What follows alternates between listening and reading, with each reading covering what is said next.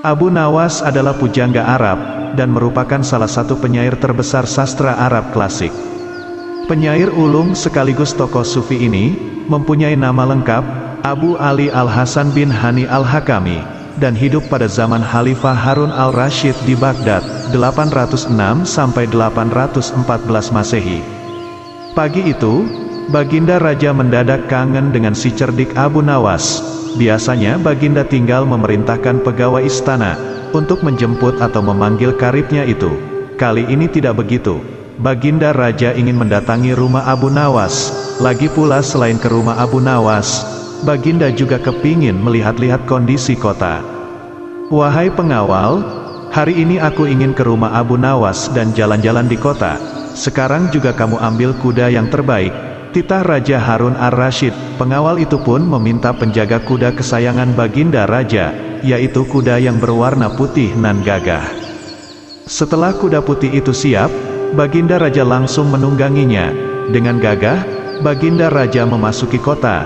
Tak butuh waktu lama untuk mencapai rumah Abu Nawas. Rupanya, Abu Nawas juga sudah mendapatkan bocoran jika Baginda Raja akan ke rumahnya. Ia pun keluar menyambut Raja. Tak lupa, Abu Nawas juga ingin membuat hal yang berkesan bagi Baginda Raja. Ia keluar rumah dengan melilitkan handuk di kepalanya. Si cerdik ini duduk di pinggir jalan depan rumahnya. Raja tersenyum melihat tingkah Abu Nawas. "Sedang apa kau, Abu Nawas?" "Saya bukan Abu Nawas. Saya Dewa Bumi," jawab Abu Nawas. Dengan suara dibesar-besarkan, dia duduk membatu seperti arca, tangannya dilipat di dada. Baginda Raja tak mau kalah. Ini Abu Nawas mau bikin masalah, pikirnya. "Nah, lantaran kamu Dewa Bumi," ujar Raja, "tentunya kamu bisa membesarkan mata prajuritku yang sipit ini. Kalau kamu tidak bisa, kamu akan dihukum pancung," kata Raja dengan suara yang juga dibuat-buat menakutkan. Baginda keliru memberi tugas kepada Dewa Bumi. Tugas seperti itu mestinya diberikan kepada Dewa Langit. Dialah yang mengurus segala masalah dari pusar ke atas, jawab Abu Nawas tangkas. "Terus, urusan Dewa Bumi apa?" tanya Baginda. "Jika Baginda meminta pertolongan kepadaku, urusanku adalah segala yang berkaitan dengan bagian pusar ke bawah," jawab Abu Nawas. Baginda tersenyum dengan kecerdikan Abu Nawas. Selanjutnya, Abu Nawas mempersilakan Baginda masuk ke rumahnya yang tidak begitu besar. Para pengawal Baginda Raja menunggu di halaman. "Silakan masuk Baginda," kata Abu Nawas. Obrolan pun berlanjut di dalam rumah Abu Nawas. Baginda tampak senang pagi itu. Beberapa kali terdengar suara derai tawanya. "Abu, datanglah ke istana nanti sore, kita sambung obrolan ini di sana," ajak Baginda Raja kemudian pamit. Sorenya, Abu Nawas sudah nongol di istana. Kebetulan Baginda Raja sedang duduk dengan permaisuri di meja makan. Abu Nawas pun bergabung di meja itu. "Abu," ujar Baginda Raja, "di piring itu ada 5 butir telur.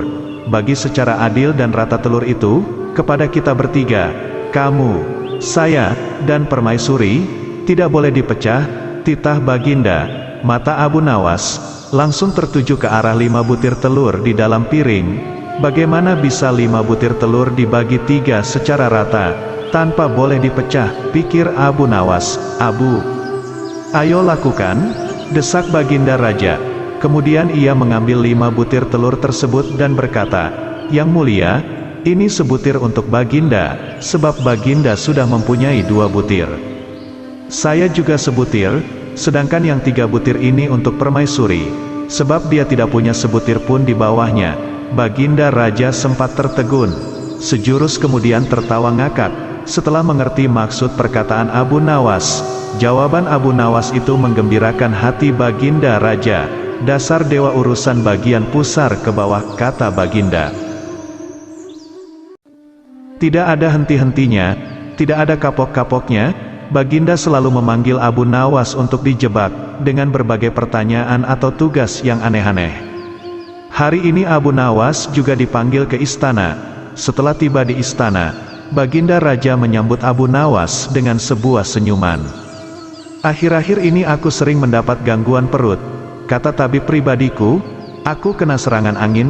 kata Baginda Raja memulai pembicaraan.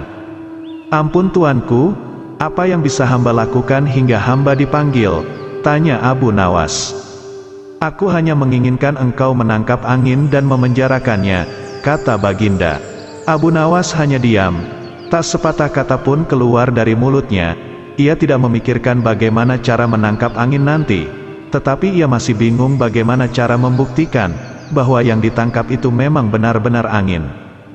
Karena angin tidak bisa dilihat, tidak ada benda yang lebih aneh dari angin. Tidak seperti halnya air, walaupun tidak berwarna tetapi masih bisa dilihat, sedangkan angin tidak. Baginda hanya memberi Abu Nawas waktu tidak lebih dari 3 hari. Abu Nawas pulang membawa pekerjaan rumah dari Baginda Raja. Namun Abu Nawas tidak begitu sedih, karena berpikir sudah merupakan bagian dari hidupnya, bahkan merupakan suatu kebutuhan. Ia yakin bahwa dengan berpikir akan terbentang jalan keluar dari kesulitan yang sedang dihadapi, dan dengan berpikir pula, ia yakin bisa menyumbangkan sesuatu kepada orang lain yang membutuhkan, terutama orang-orang miskin. Karena tidak jarang, Abu Nawas menggondol sepundi penuh uang emas, hadiah dari Baginda Raja atas kecerdikannya. Tetapi sudah 2 hari ini, Abu Nawas belum juga mendapat akal untuk menangkap angin, apalagi memenjarakannya, sedangkan besok adalah hari terakhir yang telah ditetapkan Baginda Raja. Abu Nawas hampir putus asa. Abu Nawas benar-benar tidak bisa tidur walau hanya sekejap. Mungkin sudah takdir, kayaknya kali ini Abu Nawas harus menjalani hukuman. Karena gagal melaksanakan perintah Baginda, ia berjalan gontai menuju istana. Di sela-sela kepasrahannya kepada takdir, ia ingat sesuatu, yaitu Aladin dan lampu wasiatnya. Bukankah jin itu tidak terlihat?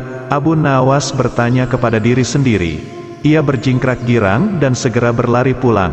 Sesampai di rumah, ia secepat mungkin menyiapkan segala sesuatunya, kemudian menuju istana. Di pintu gerbang istana, Abu Nawas langsung dipersilahkan masuk oleh para pengawal, karena Baginda sedang menunggu kehadirannya. Dengan tidak sabar, Baginda langsung bertanya kepada Abu Nawas, "Sudahkah engkau berhasil memenjarakan angin, hai Abu Nawas?" "Sudah Paduka yang mulia," jawab Abu Nawas, dengan muka berseri-seri sambil mengeluarkan botol yang sudah disumbat. Kemudian Abu Nawas menyerahkan botol itu. Baginda menimang-nimang botol itu. "Mana angin itu, hai Abu Nawas?" tanya Baginda. "Di dalam, tuanku yang mulia," jawab Abu Nawas penuh takzim. "Aku tak melihat apa-apa," kata Baginda Raja. "Ampun tuanku, memang angin tak bisa dilihat.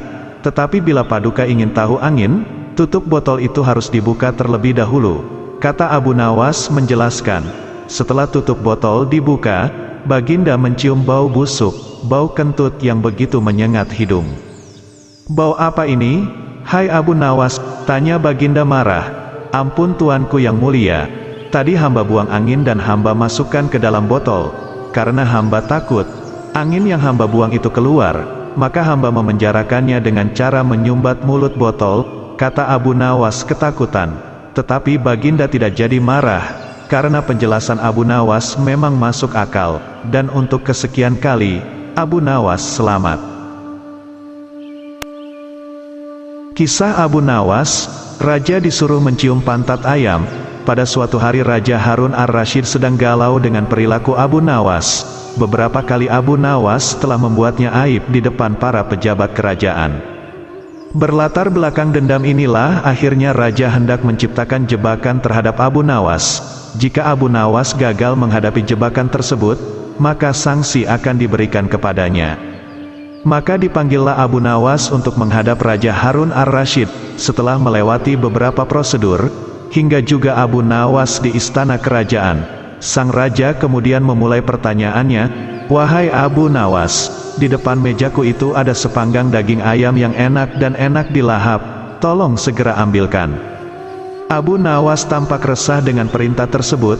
Alasannya yakni tak biasanya dia disuruh mengambilkan makanan raja.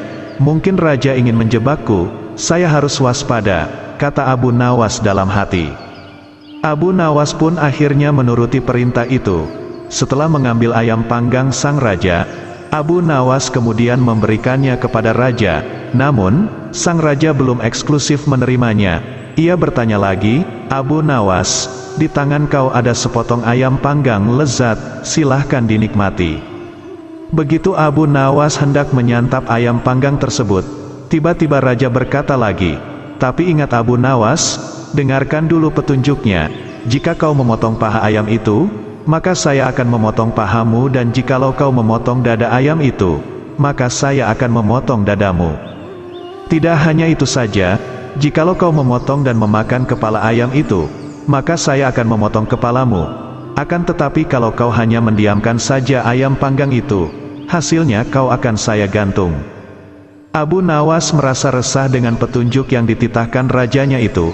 Dalam kebingungannya, ia semakin yakin jikalau hal itu hanya pura-pura Raja Harun saja demi untuk menghukumnya. Tidak hanya Abu Nawas saja yang tegang, tapi juga semua pejabat kerajaan yang hadir di istana tampak tegang pula. Mereka hanya dapat menebak dalam hati, ihwal maksud dari perintah rajanya itu. Hampir 10 menit lamanya Abu Nawas hanya membolak-balikan ayam panggang itu.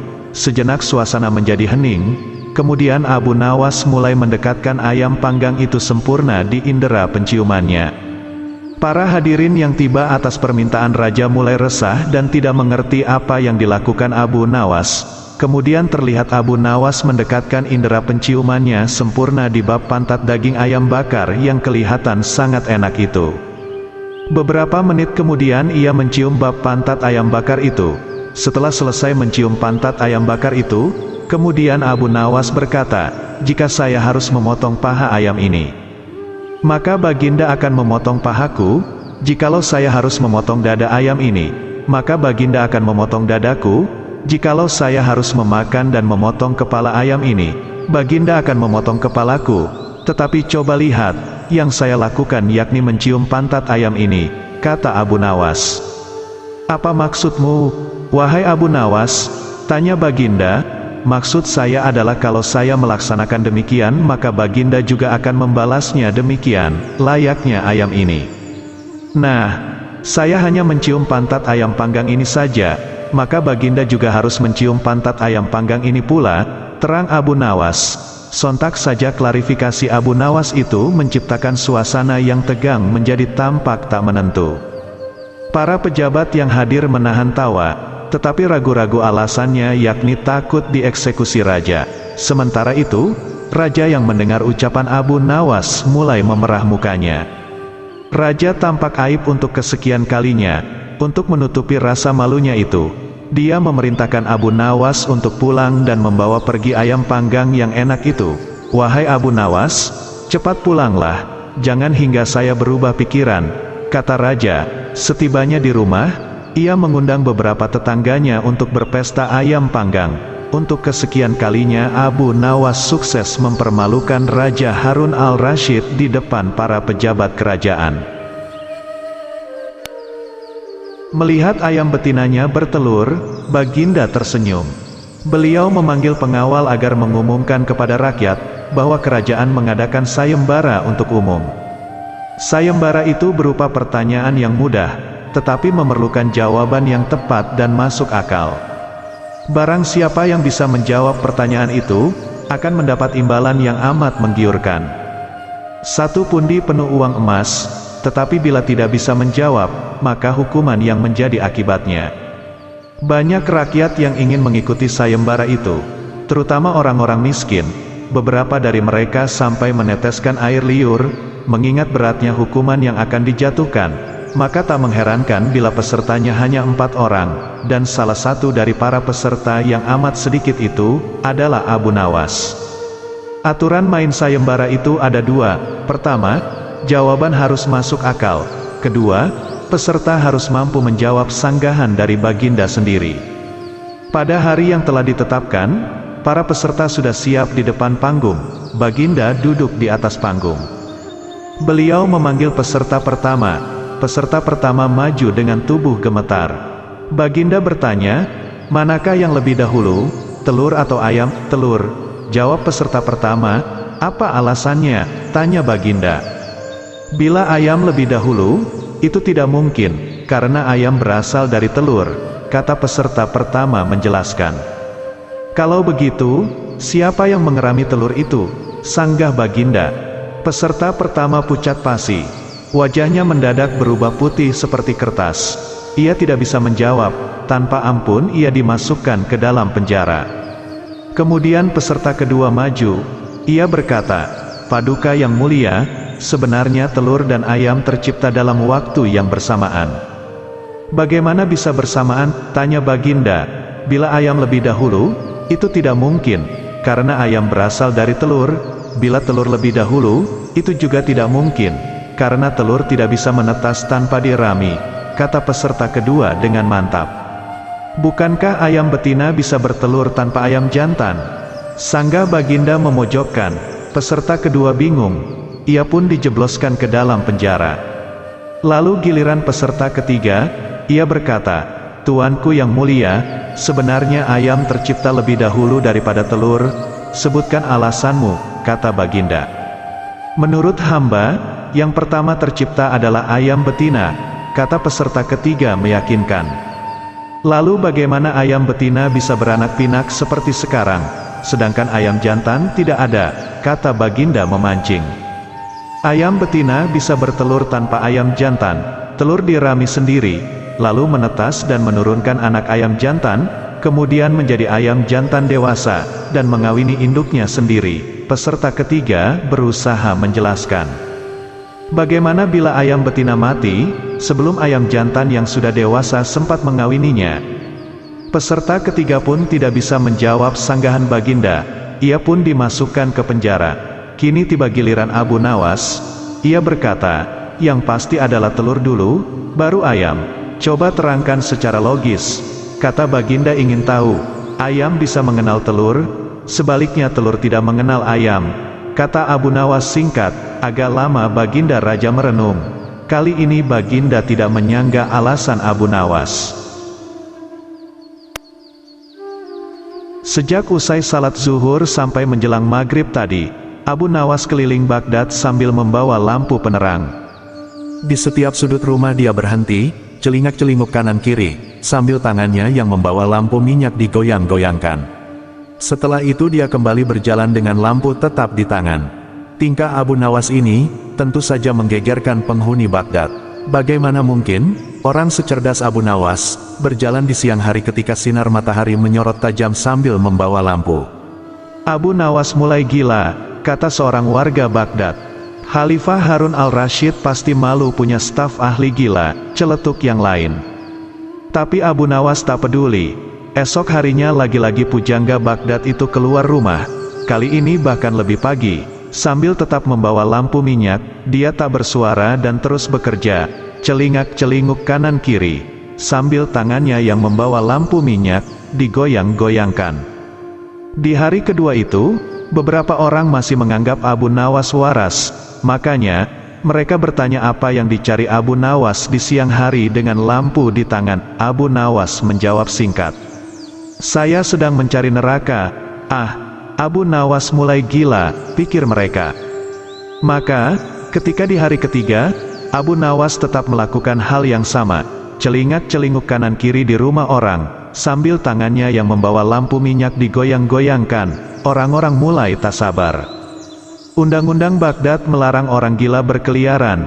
Berbahaya, seseorang bisa membunuh orang lain dengan berpura-pura gila, atau mengintip orang mandi dengan pura-pura gila. Karena itu cerita selanjutnya mudah ditebak. Abu Nawas ditangkap lalu diserahkan ke istana. Sejumlah musuh politik Harun al-Rashid malah gembira. Kegilaan Abu Nawas bisa mereka goreng untuk menyudutkan wibawa khalifah. Benar saja, Khalifah Harun malu bukan main lalu bertanya dengan nada keras, "Abu Nawas, apa yang kamu lakukan dengan lampu minyak itu siang-siang?" "Hamba mencari neraka, Paduka yang mulia." Jelas Abu Nawas lancar, tak ada tanda-tanda dia gila. "Kamu gila Abu Nawas?" "Benar, kamu gila, tidak Paduka, merekalah yang gila." "Siapa mereka?" Abu Nawas lalu meminta. Orang-orang yang tadi menangkap dan menggiring dirinya menuju istana dikumpulkan di depan istana. Jumlah mereka ribuan, ya, siapa orangnya yang tak menuduh Abu Nawas gila jika Khalifah sendiri menduganya gila? Setelah mereka berkumpul di depan istana, Abu Nawas didampingi Khalifah Harun mendatangi mereka. "Wahai kalian yang mengaku waras," teriak Abu Nawas kepada orang-orang di depannya, "apakah kalian selama ini menganggap orang lain yang berbeda pikiran dan berbeda pilihan dengan kalian adalah munafik?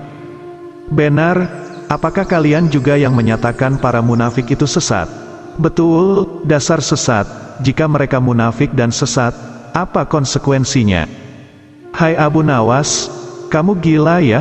Orang munafik pasti masuk neraka, dasar munafik kamu."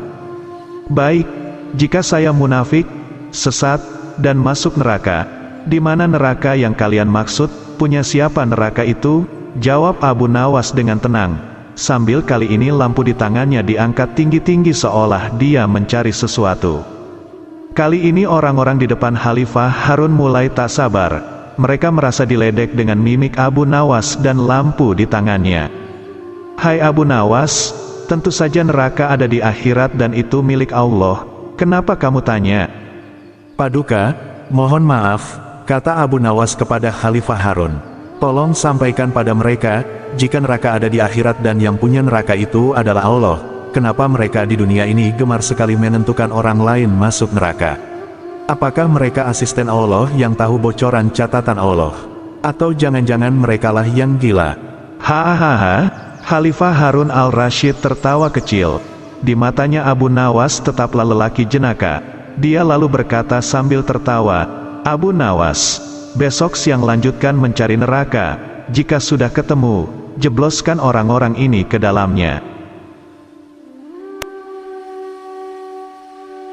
Pada suatu sore, ketika Abu Nawas sedang mengajar murid-muridnya, ada dua orang tamu datang ke rumahnya. Yang seorang adalah wanita tua penjual kahwa, sedang satunya lagi adalah seorang pemuda berkebangsaan Mesir. Wanita tua itu berkata beberapa patah kata kemudian diteruskan dengan si pemuda Mesir. Setelah mendengar pengaduan mereka, Abu Nawas menyuruh murid-muridnya menutup kitab mereka. "Sekarang pulanglah kalian. Ajak teman-teman kalian datang kepadaku pada malam hari ini sambil membawa cangkul, penggali, kapak dan martil serta batu." Murid-murid Abu Nawas merasa heran, namun mereka begitu patuh kepada Abu Nawas, dan mereka merasa yakin gurunya selalu berada membuat kejutan dan berada di pihak yang benar. Pada malam harinya, mereka datang ke rumah Abu Nawas dengan membawa peralatan yang diminta oleh Abu Nawas. Berkata Abu Nawas, "Hai kalian semua, pergilah malam hari ini untuk merusak rumah Tuan Kadi yang baru jadi." "Hah, merusak rumah Tuan Kadi?" gumam semua muridnya keheranan. "Apa, kalian jangan ragu. Laksanakan saja perintah gurumu ini," kata Abu Nawas menghapus keraguan murid-muridnya. "Barang siapa yang mencegahmu, jangan kau pedulikan, terus pecahkan saja rumah Tuan Kadi yang baru. Siapa yang bertanya, katakan saja aku yang menyuruh merusak. Barang siapa yang hendak melempar kalian, maka pukullah mereka dan lemparilah dengan batu." Habis berkata demikian, murid-murid Abu Nawas bergerak ke arah Tuan Kadi. Laksana demonstran mereka berteriak-teriak menghancurkan rumah Tuan Kadi. Orang-orang kampung merasa heran melihat kelakuan mereka. Lebih-lebih ketika tanpa basa-basi lagi mereka langsung merusak rumah Tuan Kadi. Orang-orang kampung itu berusaha mencegah perbuatan mereka. Namun karena jumlah murid-murid Abu Nawas terlalu banyak maka orang-orang kampung tak berani mencegah.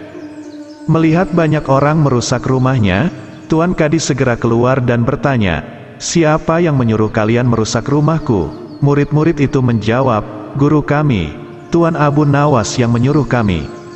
Habis menjawab begitu mereka bukannya berhenti malah terus menghancurkan rumah Tuan Kadi hingga rumah itu roboh dan rata dengan tanah. Tuan Kadi hanya bisa marah-marah karena tidak ada orang yang berani membelanya. "Dasar Abu Nawas provokator, orang gila. Besok pagi aku akan melaporkannya kepada Baginda." Benar, esok harinya Tuan Kadi mengadukan kejadian semalam sehingga Abu Nawas dipanggil menghadap Baginda. Setelah Abu Nawas menghadap Baginda, ia ditanya, "Hai Abu Nawas, apa sebabnya kau merusak rumah Kadi itu?" Abu Nawas menjawab, "Wahai tuanku, sebabnya ialah pada suatu malam hamba bermimpi, bahwasanya Tuan Kadi menyuruh hamba merusak rumahnya. Sebab rumah itu tidak cocok baginya, ia menginginkan rumah yang lebih bagus lagi. Ya, karena mimpi itu maka hamba merusak rumah Tuan Kadi. Baginda berkata, "Hai Abu Nawas, bolehkah hanya karena mimpi sebuah perintah dilakukan? Hukum dari negeri mana yang kau pakai itu?" Dengan tenang Abu Nawas menjawab, "Hamba juga memakai hukum Tuan Kadi yang baru ini tuanku." Mendengar perkataan Abu Nawas seketika wajah Tuan Kadi menjadi pucat. Ia terdiam 1000 bahasa. "Hai Kadi, benarkah kau mempunyai hukum seperti itu?" tanya Baginda. Tapi Tuan Kadi tiada menjawab, wajahnya nampak pucat, tubuhnya gemetaran karena takut. "Abu Nawas, jangan membuatku pusing, jelaskan kenapa ada peristiwa seperti ini," perintah Baginda. "Baiklah." Abu Nawas tetap tenang. "Baginda, beberapa hari yang lalu ada seorang pemuda Mesir datang ke negeri Baghdad ini untuk berdagang sambil membawa harta yang banyak sekali. Pada suatu malam ia bermimpi kawin dengan anak Tuan Kadi dengan mahar. Mas kawin, sekian banyak." Ini hanya mimpi Baginda. Tetapi Tuan Kadi yang mendengar kabar itu langsung mendatangi si pemuda Mesir dan meminta mahar anaknya. Tentu saja pemuda Mesir itu tak mau membayar mahar hanya karena mimpi. Nah, disinilah terlihat arogansi Tuan Kadi. Ia ternyata merampas semua harta benda milik pemuda Mesir sehingga pemuda itu menjadi seorang pengemis gelandangan dan akhirnya ditolong oleh wanita tua penjual kahwa. Baginda terkejut mendengar penuturan Abu Nawas, tapi masih belum percaya 100%. Maka ia memerintahkan Abu Nawas agar memanggil si pemuda Mesir. Pemuda Mesir itu memang sengaja disuruh Abu Nawas menunggu di depan istana. Jadi mudah saja bagi Abu Nawas memanggil pemuda itu ke hadapan Baginda. Berkata Baginda Raja, "Hai anak Mesir, ceritakanlah hal ihwal dirimu sejak engkau datang ke negeri ini."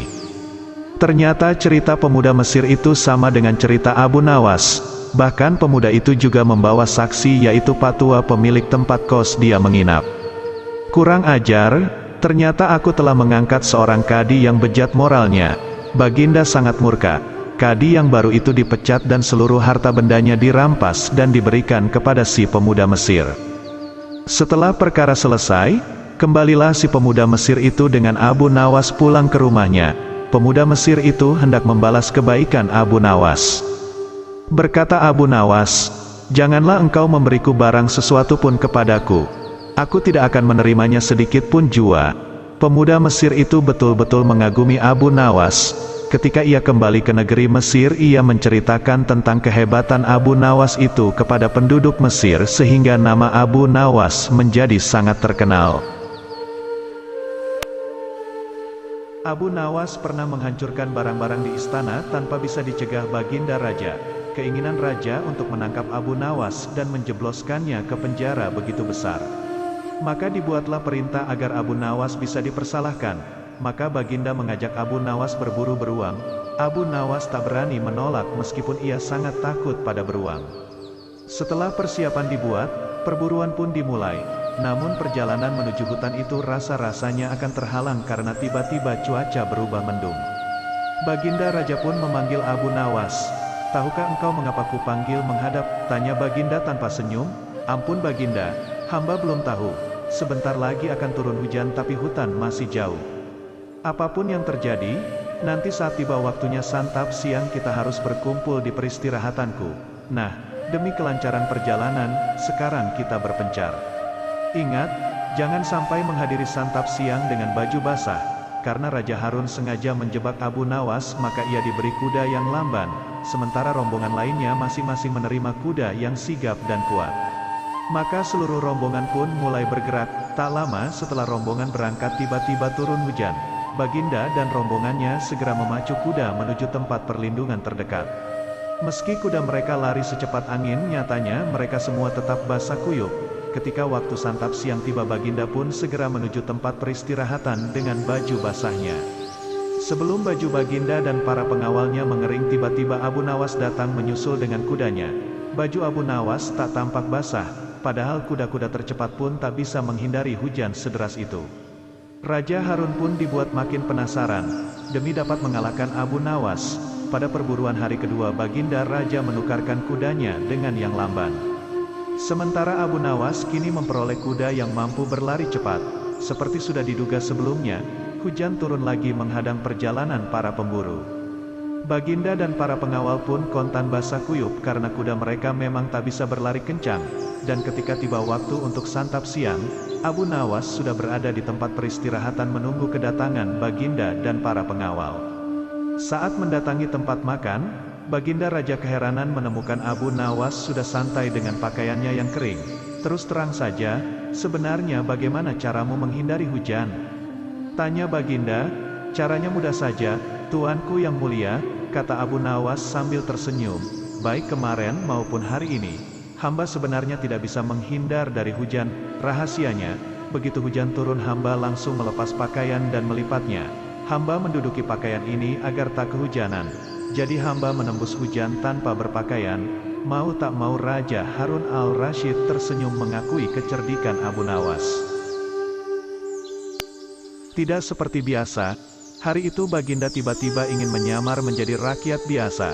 Beliau ingin menyaksikan kehidupan di luar istana tanpa sepengetahuan siapapun agar lebih leluasa bergerak. Baginda mulai keluar istana dengan pakaian yang amat sederhana layaknya seperti rakyat jelata. Di sebuah perkampungan beliau melihat beberapa orang berkumpul. Setelah Baginda mendekat, ternyata seorang ulama sedang menyampaikan kuliah tentang alam barzah. Tiba-tiba ada seorang yang datang dan bergabung di situ. Ia bertanya kepada ulama itu. Kami menyaksikan orang kafir pada suatu waktu dan mengintip kuburnya, tetapi kami tiada mendengar mereka berteriak dan tidak pula melihat penyiksaan-penyiksaan yang katanya sedang dialaminya. Maka bagaimana cara membenarkan sesuatu yang tidak sesuai dengan yang dilihat mata? Ulama itu berpikir sejenak kemudian ia berkata, untuk mengetahui yang demikian itu harus dengan panca indera yang lain. Ingatkan kamu dengan orang yang sedang tidur, dia kadangkala bermimpi dalam tidurnya digigit ular, diganggu dan sebagainya, ia juga merasa sakit dan takut ketika itu bahkan memekik dan keringat bercucuran pada keningnya. Ia merasakan hal semacam itu seperti ketika tidak tidur, sedangkan engkau yang duduk di dekatnya menyaksikan keadaannya seolah-olah tidak ada apa-apa, padahal apa yang dilihat serta dialaminya adalah dikelilingi ular-ular. Maka jika masalah mimpi yang remeh saja sudah tidak mampu mata lahir melihatnya, mungkinkah engkau bisa melihat apa yang terjadi di alam barzah? Baginda Raja terkesan dengan penjelasan ulama itu. Baginda masih ikut mendengarkan kuliah itu. Kini ulama itu melanjutkan kuliahnya tentang alam akhirat. Dikatakan bahwa di surga tersedia hal-hal yang amat disukai nafsu, termasuk benda-benda. Salah satu benda-benda itu adalah mahkota yang amat luar biasa indahnya. Tak ada yang lebih indah dari barang-barang di surga karena barang-barang itu tercipta dari cahaya. Saking indahnya maka satu mahkota jauh lebih bagus dari dunia dan isinya. Baginda makin terkesan. Beliau pulang kembali ke istana. Baginda sudah tidak sabar ingin menguji kemampuan Abu Nawas. Abu Nawas dipanggil. Setelah menghadap Baginda, aku menginginkan engkau sekarang juga berangkat ke surga kemudian bawakan aku sebuah mahkota surga yang katanya tercipta dari cahaya itu. Apakah engkau sanggup Abu Nawas? Sanggup Paduka yang mulia. Kata Abu Nawas langsung menyanggupi tugas yang mustahil dilaksanakan itu. Tetapi Baginda harus menyanggupi pula satu syarat yang akan hamba ajukan. Sebutkan syarat itu, kata Baginda Raja. Hamba mohon Baginda menyediakan pintunya agar hamba bisa memasukinya. Pintu apa? Tanya Baginda belum mengerti. Pintu alam akhirat, jawab Abu Nawas. Apa itu? Tanya Baginda ingin tahu. Kiamat, wahai Paduka yang mulia. Masing-masing alam mempunyai pintu. Pintu alam dunia adalah liang peranakan ibu. Pintu alam barzah adalah kematian. Dan pintu alam akhirat adalah kiamat. Surga berada di alam akhirat. Bila Baginda masih tetap menghendaki hamba mengambilkan sebuah mahkota di surga, maka dunia harus kiamat terlebih dahulu. Mendengar penjelasan Abu Nawas Baginda Raja terdiam. Di sela-sela kebingungan Baginda Raja Harun al-Rasyid, Abu Nawas bertanya lagi. Masihkah Baginda menginginkan mahkota dari surga? Baginda Raja tidak menjawab. Beliau diam 1000 bahasa. Sejenak kemudian Abu Nawas mohon diri karena Abu Nawas sudah tahu jawabannya. Kadangkala untuk menunjukkan sesuatu kepada sang raja, Abu Nawas tidak bisa hanya sekedar melaporkannya secara lisan, raja harus mengetahuinya dengan mata kepala sendiri, bahwa masih banyak di antara rakyatnya yang hidup sengsara. Ada saja praktek jual beli budak. Dengan tekad yang amat bulat Abu Nawas merencanakan menjual Baginda Raja, karena menurut Abu Nawas hanya Baginda Raja yang paling patut untuk dijual. Bukankah selama ini Baginda Raja selalu mempermainkan dirinya dan menyengsarakan pikirannya, maka sudah sepantasnya lah kalau sekarang giliran Abu Nawas mengerjai Baginda Raja. Abu Nawas menghadap dan berkata kepada Baginda Raja Harun al-Rasyid, "Ada sesuatu yang amat menarik yang akan hamba sampaikan hanya kepada Paduka yang mulia." "Apa itu wahai Abu Nawas?" tanya Baginda langsung tertarik.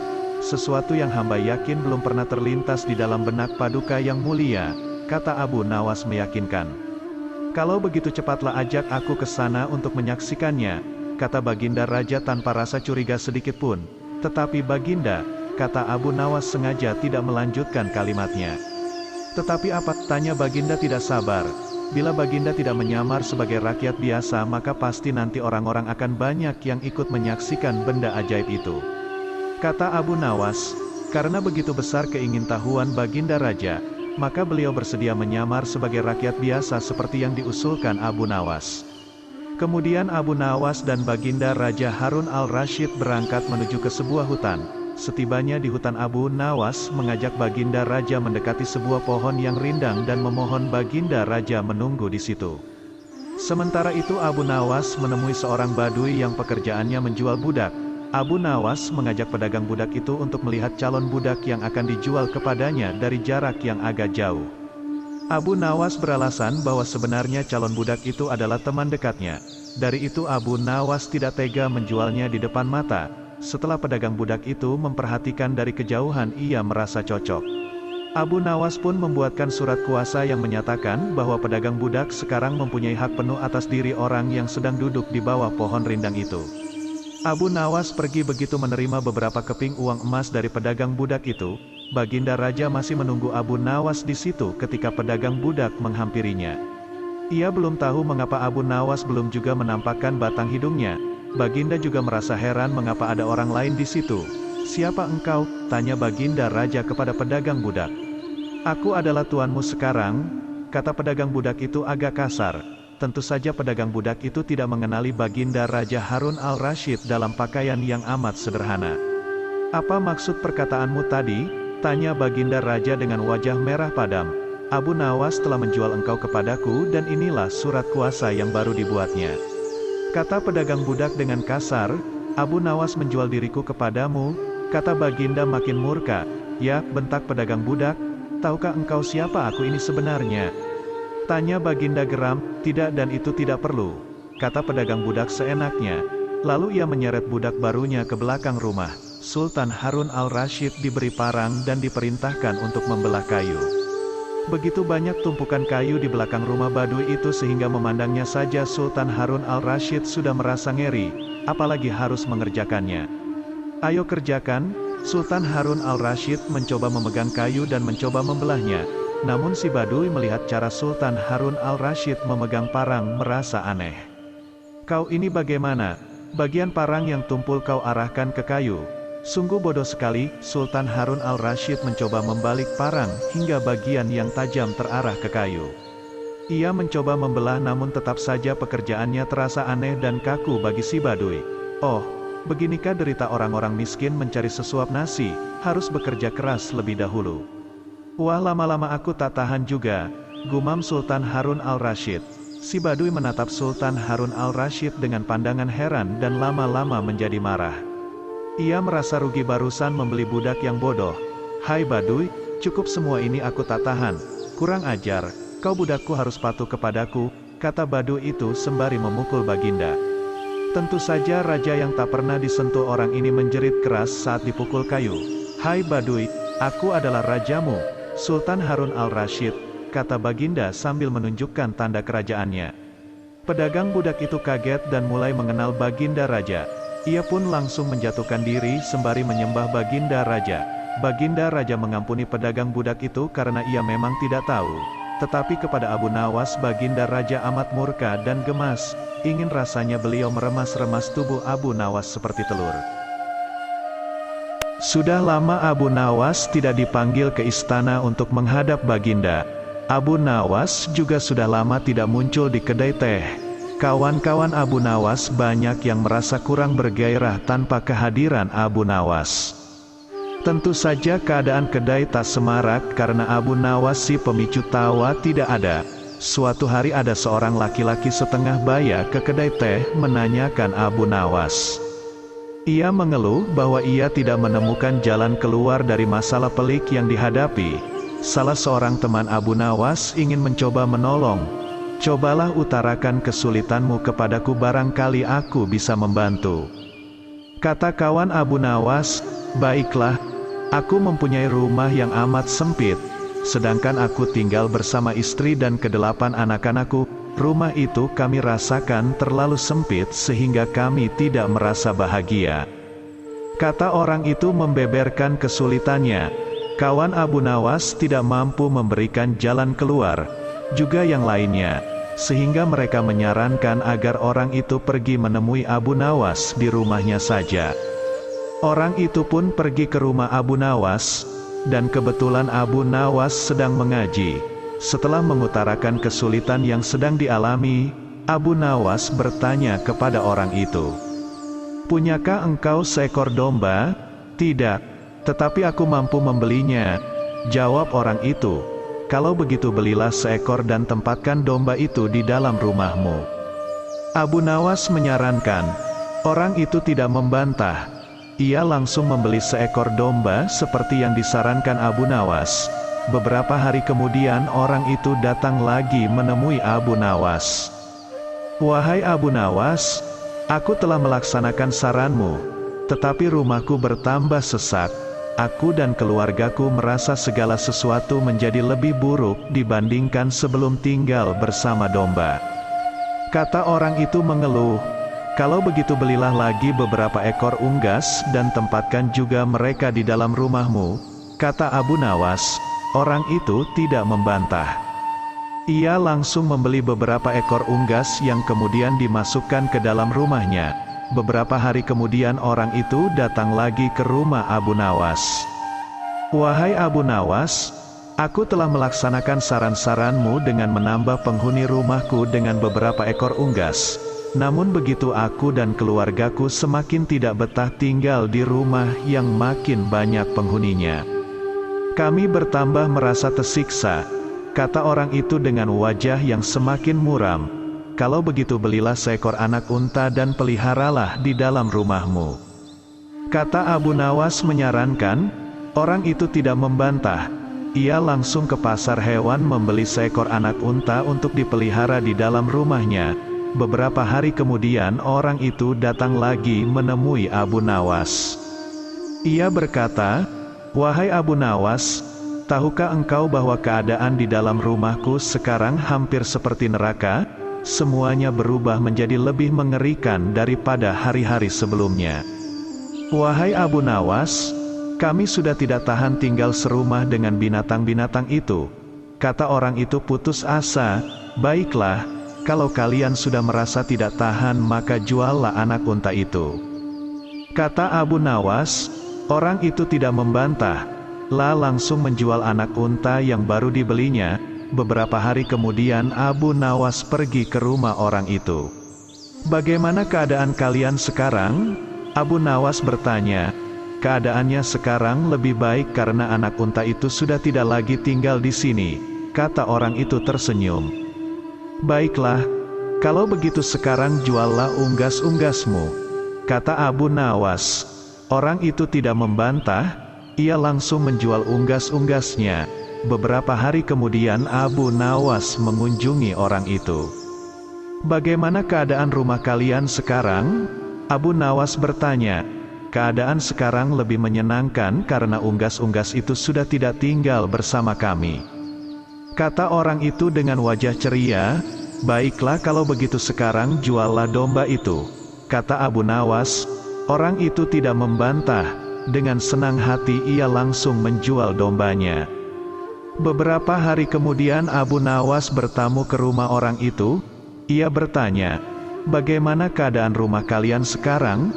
Kami merasakan rumah kami bertambah luas karena binatang-binatang itu sudah tidak lagi tinggal bersama kami. Dan kami sekarang merasa lebih berbahagia daripada dulu. Kami mengucapkan terima kasih yang tak terhingga kepadamu hai Abu Nawas, kata orang itu dengan wajah berseri-seri. Sebenarnya batas sempit dan luas itu tertancap dalam pikiranmu. Kalau engkau selalu bersyukur atas nikmat dari Tuhan, maka Tuhan akan mencabut kesempitan dalam hati dan pikiranmu. Kata Abu Nawas menjelaskan, dan sebelum Abu Nawas pulang, ia bertanya kepada orang itu, apakah engkau sering berdoa? Ya, jawab orang itu, ketahuilah bahwa doa seorang hamba tidak mesti diterima oleh Allah karena manakala Allah membuka pintu pemahaman kepada engkau ketika Dia tidak memberi engkau, maka ketiadaan pemberian itu merupakan pemberian yang sebenarnya. Al-Kisah diceritakan sebelum meninggal dunia, Abu Nawas memberikan wasiat kepada keluarganya. Abu Nawas meminta keluarganya untuk memberikan kain kafan yang sudah usang dan sangat rusak, untuk membungkus dirinya ketika sudah wafat. Dan tiba saat Abu Nawas meninggal dunia, istrinya mencarikan kain kafan lusuh untuk membungkus jenazahnya. Sesaat setelah Abu Nawas dikuburkan, ketika ruh Abu Nawas masih berada di dalam kuburnya, datanglah dua malaikat Munkar dan Nakir. Malaikat Munkar dan Nakir datang sebagai malaikat penanya di alam kubur, dan malaikat Munkar dan Nakir yang bertugas sebagai pemberi siksa kubur. Kedua malaikat itu siap memberikan pertanyaan kepada ruh Abu Nawas yang ada dalam kubur. Sebelum malaikat Munkar bertanya, kedua malaikat ini terheran-heran melihat kain kafan Abu Nawas. Singkat cerita, malaikat Munkar dan Nakir berdebat keras mengenai kuburan yang mereka datangi. Mereka kebingungan, seharusnya apabila ini merupakan jenazah baru, tentu kain kafannya juga masih bagus. Satu malaikat yakin, kalau ini adalah mayat baru, yang satu ragu kalau yang didatangi ini adalah kuburan baru. Setelah berdebat cukup lama, kedua malaikat memutuskan untuk bertanya kepada Abu Nawas. Siapa Tuhanmu? Ujar sang malaikat kepada Abu Nawas. Abu Nawas muncul. Ia tak langsung menjawab pertanyaan malaikat. Setelah beberapa waktu, lalu Abu Nawas baru menyahut, apa kalian berdua tidak salah alamat? Lihat kain kafanku ini kan? Sudah usang berarti aku ini penghuni lama. Iya kan? Jawab Abu Nawas. Mendengar perkataan Abu Nawas, dua malaikat langsung terdiam kebingungan. Kedua malaikat memandangi jasad Abu Nawas. Memang kain kafan yang dipakai telah rusak, namun tanahnya masih baru. Kedua malaikat ini tambah bingung, dan kembali berdiskusi yang akhirnya satu malaikat berkata kepada temannya, ya mayat ini bukan mayat baru, lihat saja kain kafannya sudah pada sobek, ujar malaikat yang satunya. Kamu benar, kalau begitu ayo kita ke mayat yang lain, jawab malaikat yang satunya lagi. Dengan trik dan akal cerdasnya, Abu Nawas akhirnya berhasil lolos dari pertanyaan malaikat, dan dia juga berhasil lolos dari siksa kubur. Wallahu a'lam bishawab. Salah seorang sufi yang mengajarkan kebenaran melalui tingkah jenaka ialah Nasruddin Hoja. Beliau menyuruh kita untuk menertawakan diri kita sendiri. Nasruddin Hoja seperti Abu Nawas di Timur Tengah atau Kabayan di Tanah Sunda. Dengan kejenakaannya beliau mewariskan kebijakan dan kearifan. Berikut adalah salah satu kisah Nasruddin Hoja. Al-Kisah para filosof, ahli ilmu mantik dan ahli hukum semuanya berkumpul di istana. Mereka bergabung untuk berdebat dengan Nasruddin Hoja. Perkaranya, Nasruddin telah berbuat kesalahan yang amat serius. Nasruddin seringkali datang ke berbagai tempat meneriakkan satu khutbah yang sama. Dalam khutbahnya, beliau menyebut orang-orang ahli ilmu, seperti para ulama sebagai orang yang bodoh. Tentu saja, khutbah Nasruddin ini dianggap mengganggu ketertiban negara dengan mencela para ahli ilmu. Singkat cerita, mereka yang merasa tersinggung, meminta raja untuk mengadili Nasruddin Hoja. Diadakanlah sebuah pengadilan dengan Nasruddin sebagai terdakwa tunggal. Hai Nasruddin, ucap raja. Ya Baginda, sahut Nasruddin. Aku bermurah hati padamu. Engkau mendapat giliran untuk bicara terlebih dahulu sebagai pembelaan atasmu. Apa alasan khutbahmu itu, ucap raja? Nasruddin lalu meminta dibawakan beberapa lembar kertas dan pena. Setelah itu beliau berkata, "Tolong bagikan kepada para pakar yang ada di ruangan ini. Masing-masing secari kertas dan sebilah pena." Setelah setiap orang pakar mendapatkan kertas dan pena, Nasruddin berkata lagi, "Aku mohon kepada setiap ahli untuk menuliskan di kertas itu jawaban untuk pertanyaanku ini. Apa yang dimaksud dengan roti?" Setiap para ahli ilmu, cerdik pandai ulama yang ada di tempat itu, lalu menuliskan apa yang mereka ketahui tentang roti. Jawaban para pakar itu lalu dikumpulkan dan diserahkan kepada raja. Raja pun membacanya satu demi satu. Ahli ilmu pertama menulis, "Roti adalah sebuah makanan." Ulama kedua menjawab, "Roti adalah tepung bercampur dan air." Si filsuf menulis, "Roti adalah karunia Tuhan." Ahli mantik selanjutnya menjawab, "Roti adalah terigu yang telah dimasak." Cendekiawan berikutnya menulis, "Roti merupakan makanan bergizi." Demikian seterusnya setiap orang yang terkenal ahli ilmu itu menulis jawaban yang berbeda-beda, masing-masing bergantung pada pemaknaan mereka akan sebuah roti. Setelah mendengar semua jawaban itu, Nasruddin berkata kepada sang raja, "Kalian yang hadir di sini adalah ahli ilmu. Namun tak ada seorang pun yang memiliki jawaban yang sama dari sebuah pertanyaanku tentang roti. Wahai Baginda, ketika mereka tidak dapat memiliki jawaban yang sama, apa yang dimaksud sebagai roti? Apakah mereka berhak menentukan khotbahku benar atau salah? Inilah maksudku, mereka adalah orang-orang yang bodoh." Beliau melanjutkan, "Dapatkah Baginda mempercayakan urusan penilaian atau keputusan kepada orang-orang seperti ini? Bukankah amat aneh bila mereka tidak sepakat akan sesuatu yang mereka makan setiap hari, tetapi mereka sepakat untuk menentukan bahwa khotbahku salah?" Cerita Nasruddin di atas sebenarnya merupakan sebuah sindiran seorang sufi kepada mereka yang merasa ahli ilmu. Mereka yang sibuk mempelajari agama, lalu ramai berdebat untuk memutuskan mazhab mana yang benar dan mana yang sesat. Bukankah ketika kita belajar fikih, kita dihadapkan kepada berbagai perbedaan pendapat?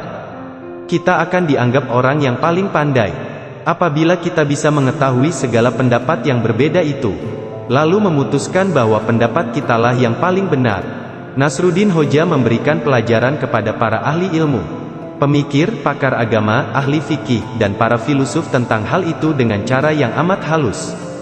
Menurutnya, mereka yang berilmu itu sebetulnya hanyalah orang-orang jahil, yang kebingungan dan tak bisa menyamakan pendapatnya. Bahkan hanya dalam urusan kecil seperti roti yang dimakan setiap hari. Kisah ini seakan hendak menyampaikan kepada kita semua bahwa, di atas keberagamaan yang terpecah-pecah ke dalam berbagai mazhab itu, terdapat satu keberagamaan yang disepakati bersama. Seseorang akan menjadi lebih arif apabila ia meninggalkan hal yang dipertengkarkan, dan memasuki satu hal yang disetujui bersama. Tidaklah mungkin bagi kita untuk membuat semua orang berpendapat sama tentang cara bagaimana menjalankan keberagamaan yang berbeda dengan benar. Banyak orang mengatakan ikhtilaf dalam agama akan segera berakhir bila kita kembali pada Al-Quran dan Sunnah Rasulullah. Mereka lupa bahwa ketika para ulama kembali merujuk kepada Al-Quran dan Sunnah, disitulah dimulai perdebatan dan perbedaan pendapat. Masalah tayamum saja misalnya, ketika para ulama kembali kepada Al-Quran untuk membaca ayat tentang tayamum, mereka akan mengambil kesimpulan yang berbeda berdasarkan penafsiran masing-masing. Hampir semua ulama sepakat akan hadis Nabi, mandi pada hari Jumat adalah wajib bagi setiap orang yang telah dewasa. Salah seorang sufi yang mengajarkan kebenaran melalui tingkah jenaka ialah Nasruddin Hoja. Beliau menyuruh kita untuk menertawakan diri kita sendiri. Nasruddin Hoja seperti Abu Nawas di Timur Tengah atau Kabayan di Tanah Sunda. Dengan kejenakaannya beliau mewariskan kebijakan dan kearifan. Berikut adalah salah satu kisah Nasruddin Hoja. Al-Kisah para filosof, ahli ilmu mantik, dan ahli hukum semuanya berkumpul di istana. Mereka bergabung untuk berdebat dengan Nasruddin Hoja. Perkaranya, Nasruddin telah berbuat kesalahan yang amat serius. Nasruddin seringkali datang ke berbagai tempat meneriakkan satu khutbah yang sama. Dalam khutbahnya, beliau menyebut orang-orang ahli ilmu, seperti para ulama, sebagai orang yang bodoh. Tentu saja, khutbah Nasruddin ini dianggap mengganggu ketertiban negara dengan mencela para ahli ilmu. Singkat cerita, mereka yang merasa tersinggung, meminta raja untuk mengadili Nasruddin Hoja. Diadakanlah sebuah pengadilan dengan Nasruddin sebagai terdakwa tunggal. "Hai Nasruddin," ucap raja. "Ya Baginda," sahut Nasruddin. "Aku bermurah hati padamu. Engkau mendapat giliran untuk bicara terlebih dahulu sebagai pembelaan atasmu. Apa alasan khutbahmu itu?" ucap raja. Nasruddin lalu meminta dibawakan beberapa lembar kertas dan pena. Setelah itu beliau berkata, "Tolong bagikan kepada para pakar yang ada di ruangan ini. Masing-masing secari kertas dan sebilah pena." Setelah setiap orang pakar mendapatkan kertas dan pena, Nasruddin berkata lagi, "Aku mohon kepada setiap ahli, untuk menuliskan di kertas itu jawaban untuk pertanyaanku ini. Apa yang dimaksud dengan roti?" Setiap para ahli ilmu, cerdik pandai, ulama yang ada di tempat itu, lalu menuliskan apa yang mereka ketahui tentang roti. Jawaban para pakar itu lalu dikumpulkan dan diserahkan kepada raja. Raja pun membacanya satu demi satu. Ahli ilmu pertama menulis, "Roti adalah sebuah makanan." Ulama kedua menjawab, "Roti adalah tepung bercampur dan air." Si filsuf menulis, "Roti adalah karunia Tuhan." Ahli mantik selanjutnya menjawab, "Roti adalah terigu yang telah dimasak." Cendekiawan berikutnya menulis, "Roti merupakan makanan bergizi." Demikian seterusnya, setiap orang yang terkenal ahli ilmu itu menulis jawaban yang berbeda-beda, masing-masing bergantung pada pemaknaan mereka akan sebuah roti. Setelah mendengar semua jawaban itu, Nasruddin berkata kepada sang raja, "Kalian yang hadir di sini adalah ahli ilmu. Namun tak ada seorang pun yang memiliki jawaban yang sama dari sebuah pertanyaanku tentang roti. Wahai Baginda, ketika mereka tidak dapat memiliki jawaban yang sama, apa yang dimaksud sebagai roti? Apakah mereka berhak menentukan khotbahku benar atau salah? Inilah maksudku, mereka adalah orang-orang yang bodoh." Beliau melanjutkan, "Dapatkah Baginda mempercayakan urusan penilaian atau keputusan kepada orang-orang seperti ini? Bukankah amat aneh, bila mereka tidak sepakat akan sesuatu yang mereka makan setiap hari, tetapi mereka sepakat untuk menentukan bahwa khotbahku salah?" Cerita Nasruddin di atas sebenarnya merupakan sebuah sindiran seorang sufi kepada mereka yang merasa ahli ilmu. Mereka yang sibuk mempelajari agama, lalu ramai berdebat untuk memutuskan mazhab mana yang benar dan mana yang sesat. Bukankah ketika kita belajar fikih, kita dihadapkan kepada berbagai perbedaan pendapat? Kita akan dianggap orang yang paling pandai apabila kita bisa mengetahui segala pendapat yang berbeda itu, lalu memutuskan bahwa pendapat kitalah yang paling benar. Nasruddin Hoja memberikan pelajaran kepada para ahli ilmu, pemikir, pakar agama, ahli fikih, dan para filosof tentang hal itu dengan cara yang amat halus. Menurutnya, mereka yang berilmu itu sebetulnya hanyalah orang-orang jahil, yang kebingungan dan tak bisa menyamakan pendapatnya, bahkan hanya dalam urusan kecil seperti roti yang dimakan setiap hari. Kisah ini seakan hendak menyampaikan kepada kita semua bahwa di atas keberagamaan yang terpecah-pecah ke dalam berbagai mazhab itu, terdapat satu keberagamaan yang disepakati bersama. Seseorang akan menjadi lebih arif apabila ia meninggalkan hal yang dipertengkarkan, dan memasuki satu hal yang disetujui bersama. Tidaklah mungkin bagi kita untuk membuat semua orang berpendapat sama tentang cara bagaimana menjalankan keberagamaan yang berbeda dengan benar. Banyak orang mengatakan ikhtilaf dalam agama akan segera berakhir bila kita kembali pada Al-Quran dan Sunnah Rasulullah. Mereka lupa bahwa ketika para ulama kembali merujuk kepada Al-Quran dan Sunnah, disitulah dimulai perdebatan dan perbedaan pendapat.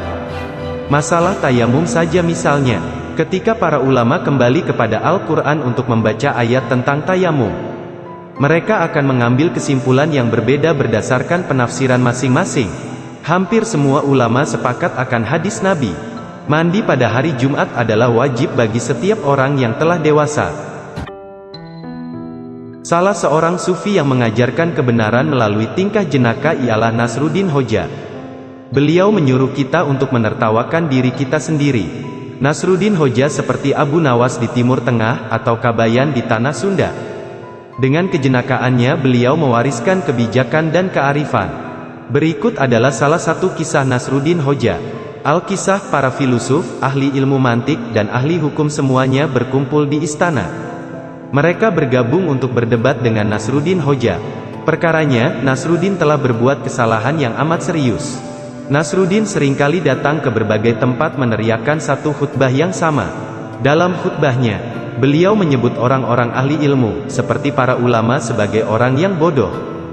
Tentu saja, khutbah Nasruddin ini dianggap mengganggu ketertiban negara dengan mencela para ahli ilmu. Singkat cerita, mereka yang merasa tersinggung, meminta raja untuk mengadili Nasruddin Hoja. Diadakanlah sebuah pengadilan dengan Nasruddin sebagai terdakwa tunggal. "Hai Nasruddin," ucap raja. "Ya Baginda," sahut Nasruddin. "Aku bermurah hati padamu. Engkau mendapat giliran untuk bicara terlebih dahulu sebagai pembelaan atasmu. Apa alasan khutbahmu itu?" ucap raja. Nasruddin lalu meminta dibawakan beberapa lembar kertas dan pena. Setelah itu beliau berkata, "Tolong bagikan kepada para pakar yang ada di ruangan ini. Masing-masing secari kertas dan sebilah pena." Setelah setiap orang pakar mendapatkan kertas dan pena, Nasruddin berkata lagi, "Aku mohon kepada setiap ahli, untuk menuliskan di kertas itu jawaban untuk pertanyaanku ini. Apa yang dimaksud dengan roti?" Setiap para ahli ilmu, cerdik pandai, ulama yang ada di tempat itu, lalu menuliskan apa yang mereka ketahui tentang roti. Jawaban para pakar itu lalu dikumpulkan dan diserahkan kepada raja. Raja pun membacanya satu demi satu. Ahli ilmu pertama menulis, "Roti adalah sebuah makanan." Ulama kedua menjawab, "Roti adalah tepung bercampur dan air." Si filsuf menulis, "Roti adalah karunia Tuhan." Ahli mantik selanjutnya menjawab, "Roti adalah terigu yang telah dimasak." Cendekiawan berikutnya menulis, "Roti merupakan makanan bergizi." Demikian seterusnya, setiap orang yang terkenal ahli ilmu itu menulis jawaban yang berbeda-beda, masing-masing bergantung pada pemaknaan mereka akan sebuah roti. Setelah mendengar semua jawaban itu, Nasruddin berkata kepada sang raja, "Kalian yang hadir di sini adalah ahli ilmu. Namun tak ada seorang pun yang memiliki jawaban yang sama dari sebuah pertanyaanku tentang roti. Wahai Baginda, ketika mereka tidak dapat memiliki jawaban yang sama, apa yang dimaksud sebagai roti? Apakah mereka berhak menentukan khotbahku benar atau salah? Inilah maksudku, mereka adalah orang-orang yang bodoh." Beliau melanjutkan, "Dapatkah Baginda mempercayakan urusan penilaian atau keputusan kepada orang-orang seperti ini? Bukankah amat aneh, bila mereka tidak sepakat akan sesuatu yang mereka makan setiap hari, tetapi mereka sepakat untuk menentukan bahwa khotbahku salah?" Cerita Nasruddin di atas sebenarnya merupakan sebuah sindiran seorang sufi kepada mereka yang merasa ahli ilmu. Mereka yang sibuk mempelajari agama, lalu ramai berdebat untuk memutuskan mazhab mana yang benar dan mana yang sesat. Bukankah ketika kita belajar fikih, kita dihadapkan kepada berbagai perbedaan pendapat? Kita akan dianggap orang yang paling pandai apabila kita bisa mengetahui segala pendapat yang berbeda itu, lalu memutuskan bahwa pendapat kitalah yang paling benar. Nasruddin Hoja memberikan pelajaran kepada para ahli ilmu, pemikir, pakar agama, ahli fikih, dan para filosof tentang hal itu dengan cara yang amat halus. Menurutnya, mereka yang berilmu itu sebetulnya hanyalah orang-orang jahil, yang kebingungan dan tak bisa menyamakan pendapatnya, bahkan hanya dalam urusan kecil seperti roti yang dimakan setiap hari. Kisah ini seakan hendak menyampaikan kepada kita semua bahwa di atas keberagamaan yang terpecah-pecah ke dalam berbagai mazhab itu, terdapat satu keberagamaan yang disepakati bersama. Seseorang akan menjadi lebih arif apabila ia meninggalkan hal yang dipertengkarkan, dan memasuki satu hal yang disetujui bersama. Tidaklah mungkin bagi kita untuk membuat semua orang berpendapat sama tentang cara bagaimana menjalankan keberagamaan yang berbeda dengan benar. Banyak orang mengatakan ikhtilaf dalam agama akan segera berakhir bila kita kembali pada Al-Quran dan Sunnah Rasulullah. Mereka lupa bahwa ketika para ulama kembali merujuk kepada Al-Quran dan Sunnah, disitulah dimulai perdebatan dan perbedaan pendapat. Masalah tayamum saja misalnya, ketika para ulama kembali kepada Al-Quran untuk membaca ayat tentang tayamum, mereka akan mengambil kesimpulan yang berbeda berdasarkan penafsiran masing-masing. Hampir semua ulama sepakat akan hadis Nabi, mandi pada hari Jumat adalah wajib bagi setiap orang yang telah dewasa. Salah seorang sufi yang mengajarkan kebenaran melalui tingkah jenaka ialah Nasruddin.